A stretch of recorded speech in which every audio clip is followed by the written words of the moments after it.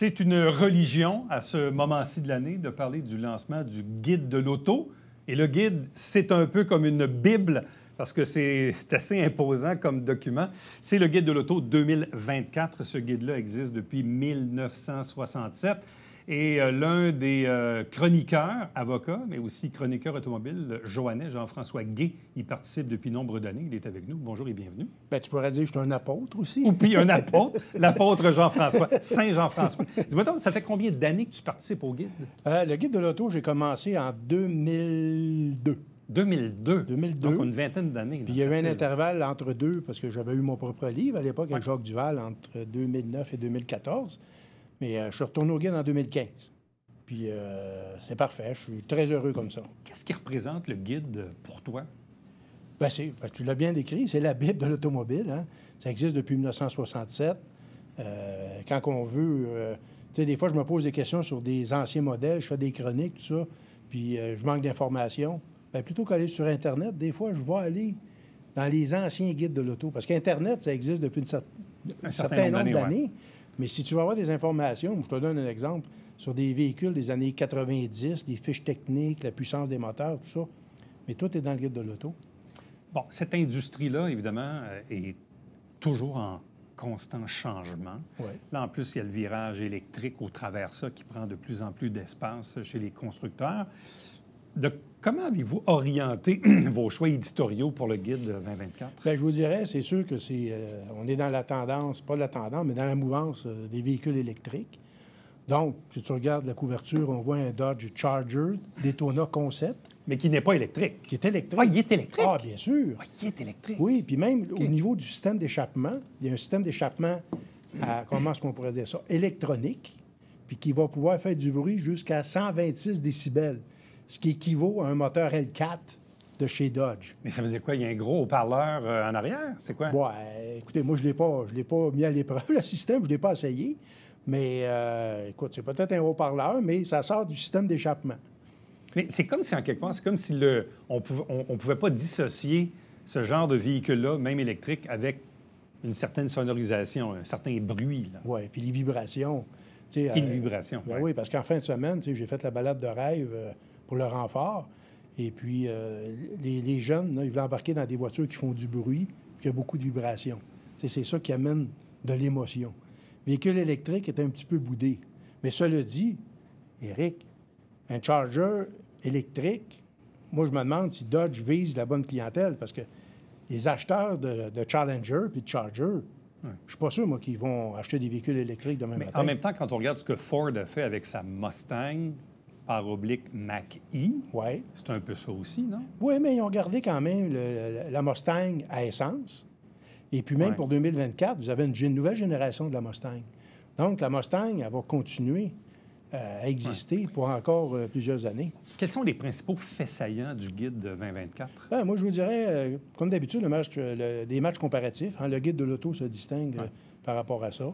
Vous avez un match là, de bombinette, que j'appelle, là. Si on pense à la Honda Civic type R, la Golf R, la nouvelle Corolla GR, là, qui sont des véhicules qui dépassent les 300 chevaux pour des petites voitures, des voitures compactes.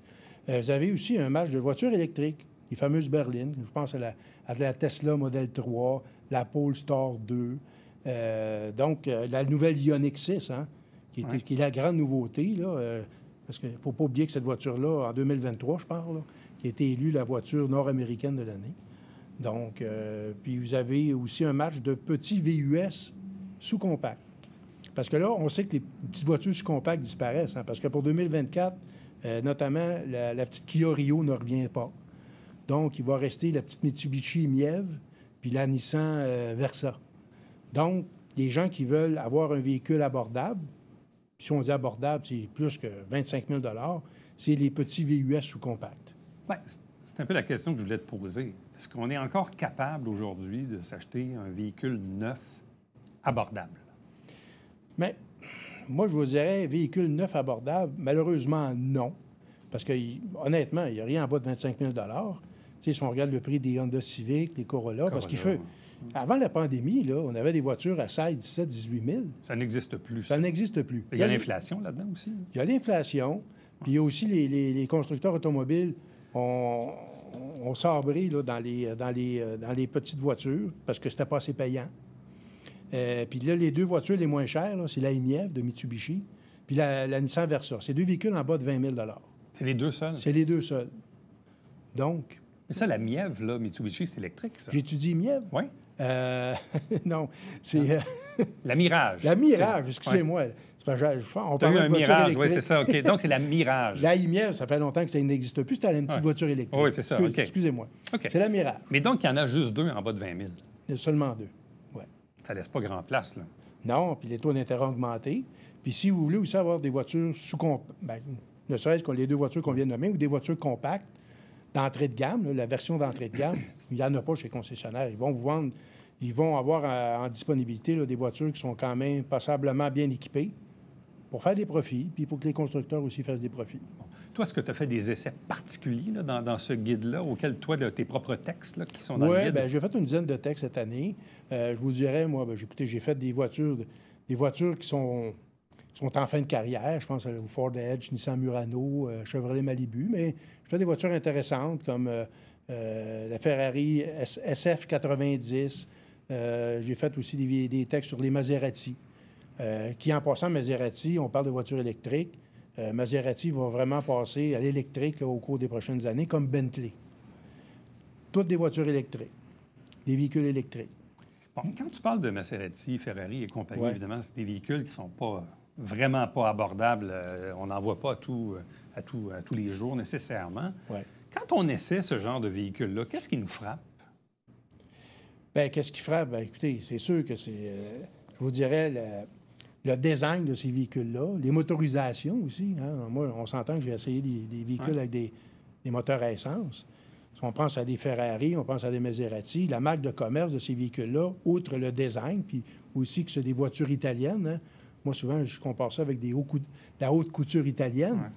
Bien, c'est la sonorité des moteurs, la puissance des moteurs, puis la technologie, la sophistication de ces motorisations-là. Puis ça m'amène encore à réfléchir tout haut avec toi. Si Maserati, il fallait vraiment un virage vert, bien, ils vont avoir des moteurs électriques. Mais à un moment donné, si toutes les marques de prestige ont des moteurs électriques, qu'est-ce qui va vraiment différencier les marques entre elles? Ouais. Là, tu sais, on pense à Maserati. Bien, Maserati, si tu voulais avoir, admettons, un V8 Ferrari à moitié prix d'une Ferrari, tu achètes une Maserati parce que le V8, c'est Ferrari. Bon. Ce qui se vend le plus, ça reste encore le fameux VUS. Oui. Majoritairement, petit, moyen, grand. Là. Oui. Mais bref, tu sais, aujourd'hui, là, monsieur, madame, tout le monde, surtout ceux qui ont des familles, bon, il y a eu une époque, tout le monde s'achetait des caravanes Chrysler. Oui. Mais bon, tu sais, aujourd'hui, les gens, ils veulent d'autres genres de véhicules et c'est correct aussi. Quelqu'un qui a choisi un véhicule là-dedans, là, il prend quoi, là? Entre un Ford Escape, là, un RAV4, on pourrait tous les nommer, là. Bien, moi, je vous dirais... Rogue. Tu sais, c'est sûr que dans le contexte actuel, moi, je vous dirais, il faut y aller avec le prix, les taux d'intérêt puis la disponibilité des modèles. Oui. Parce que c'est sûr, tu sais, on s'entend que dans la catégorie que tu viens de mentionner, je vous dirais, le Toyota RAV4 est, à mon sens, le meilleur produit. Rapport qualité-prix, disponibilité? Bien, peut-être pas au niveau du prix, mais je vous dirais, au niveau, là, bien, le prix, parce que c'est sûr qu'un Toyota, c'était peut-être, ben là, peut-être que je parle au travers de mon chapeau, peut-être un petit peu plus cher. Ouais. Sauf que si on regarde la finition intérieure, l'agrément de conduite de ce véhicule-là, puis la fiabilité, moi, je le mettrais numéro 1. Parce que le Ford Escape, justement, j'en ai un à l'essai cette semaine. C'est un hybride rechargeable. Au niveau de l'autonomie, c'est quand même impressionnant. Ça frôle les 60 km. Par contre, moi, je vous dirais, étant donné que Ford est spécialisé dans les VUS, je m'aurais attendu à quelque chose d'un petit peu plus costaud. Ouais. C'est sûr que l'alternative à l'Escape, c'est le Bronco Sport, qui est un petit VUS. Mais moi, je vous dirais que l'Escape, là, il y a encore des croûtes à manger avant de rivaliser avec le RAV4. Qui sont les constructeurs qui ont le vent dans les voiles en ce moment? Bien, écoutez, ceux qui ont les vents dans les voiles, je pense que c'est toujours GM, Ford, Toyota. C'est sûr que par rapport aux années antérieures, ils ont connu des augmentations au niveau des ventes. Il y a des marques aussi comme Mitsubishi qui a repris du poil de la bête. Hein? Par contre, il y a d'autres marques qui en arrachent un petit peu. Il en arrache un petit peu. On peut les passer sous silence. Mais je vous dirais, les meilleurs vendeurs, là, ça reste toujours au niveau des marques généralistes. Ouais. Tu sais, là, abordables. Mais même quand on regarde dans la famille Hyundai-Kia, Ouais. il y a du véhicule quand même de base. Bon, évidemment, il y a une tendance électrique sur certains modèles. Ouais. Et visiblement, dans les dernières années, là, dans le creux de l'affaire, il y avait quand même un peu de stock. C'est vrai. Dans certains cas. Oui. C'est vrai, mais si on regarde les ventes globales là, au Canada, là, les dernières statistiques que j'avais vues, là, on trouve toujours Ford, Toyota, GM. Mais Kia, surtout Hyundai, n'est pas très loin en arrière, là, on s'entend. Là. Je vous dirais possiblement qu'il est le 4e au niveau des ventes. Le peloton de tête, c'est ça, là, aujourd'hui. Là. Oui. Parce que c'est sûr qu'Honda a perdu des parts de marché. Kia, c'est toujours... Kia a fait des progrès aussi. Mais ils vendent moins de véhicules que Hyundai. Bon, tu soulèves un point, celui de la disponibilité. C'est moi, quand je discute avec les gens de concession automobile, on me dit, tu sais, Eric, là, des histoires d'avoir des stationnements pleins de véhicules neufs, là, ça ne reviendra pas. Ouais. On va peut-être en avoir plus dans les prochaines années, mais ça ne reviendra pas comme avant.